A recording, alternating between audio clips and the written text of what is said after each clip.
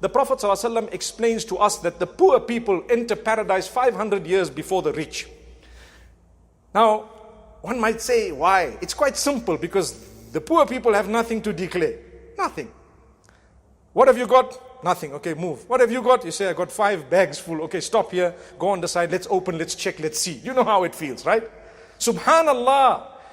When a wealthy person has given charities, he passes through in a quicker way than those who haven't been charitable.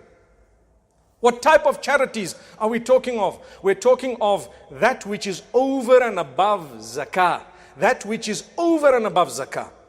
You know, zakah belongs to Allah.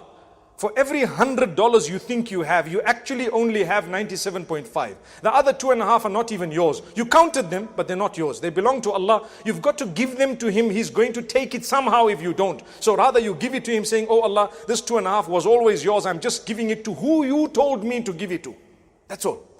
But you, yourself, when you go beyond that 2.5, now it's you. Now it's not just something that belongs to Allah. Now it belongs to you and you are giving it. That is why the most charitable people are those who give beyond zakah. That's what Allah will grant you paradise for. May Allah Almighty grant us goodness.